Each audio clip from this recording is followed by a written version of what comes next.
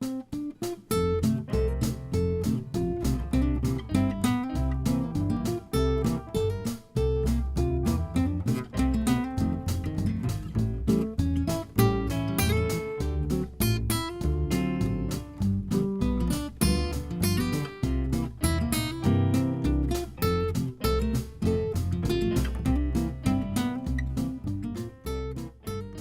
je m'appelle Éric Mézin, vous me connaissez tous? Non. Mais vous connaissez l'Office des affaires francophones? Non plus. L'Ontario est tellement grand, puis là, je parle pas du Québec, là, mais l'Ontario est tellement grand et on est tellement dispersés que nos petites pochettes se sentent minoritaires partout. Mais la francophonie en Ontario, c'est immense. Nous, on a fait des petites réunions au sein de la Clé durant l'été, puis on a rencontré tous nos employés, puis on parlait de « c'est quoi la francophonie pour vous? » Puis pour eux, la francophonie, c'est pas juste la communauté alentour, mais c'est eux autres mêmes.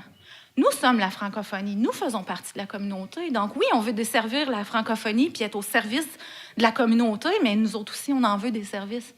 Puis travailler en français, avec des documents en français, avec des partenaires francophones, avec une direction qui comprend quand j'ai des problèmes en français, c'est important pour eux autres. On vient juste d'ailleurs la semaine dernière de partager les nouvelles données statistiques et on compte maintenant environ 611 000 francophones, à peu près. Les statistiques les plus récentes indiquent que les nouveaux arrivants francophones en provenance d'Afrique sont plus nombreux maintenant que les francophones nouveaux arrivants en provenance de France et d'autres pays. Oui, il y a des immigrants francophones qui aimeraient venir ici, sauf que la région n'est peut-être pas prête. Donc, comment on fait ensemble pour préparer la région, peu importe la langue de la personne qui arrive?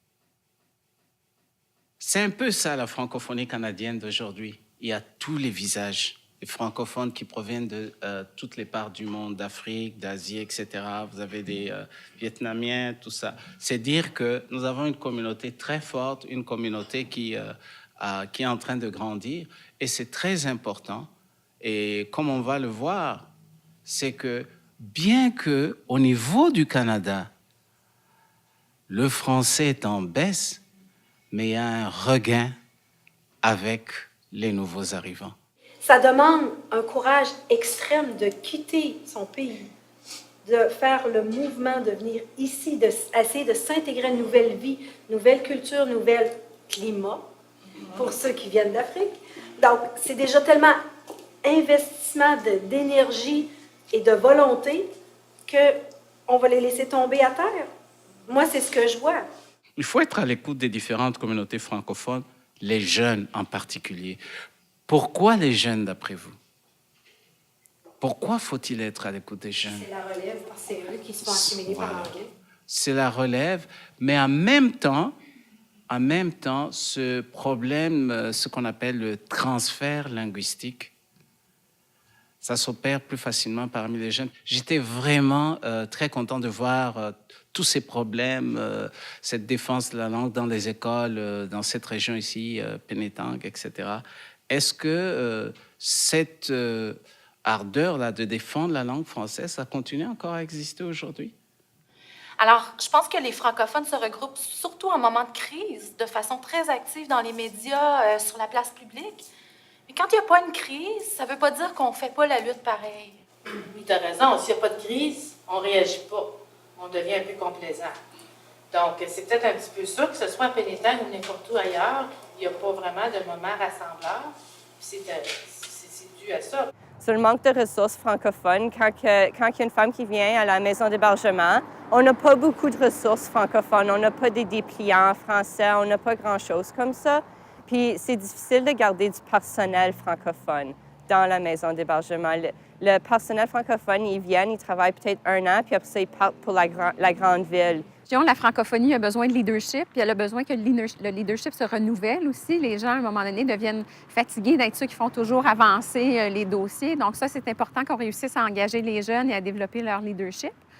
La francophonie a aussi besoin de ressources, je pense, pour se développer. Ça aide toujours quand les ressources sont au rendez-vous. Puis je dirais que particulièrement en santé, Si on veut améliorer l'accès puis que ça donne du soutien à la communauté, il va falloir surtout travailler le dialogue avec le système de santé pour que ce système-là comprenne mieux les besoins des francophones, puis aussi que les francophones comprennent mieux le système puis qu'on arrive à trouver des solutions ensemble.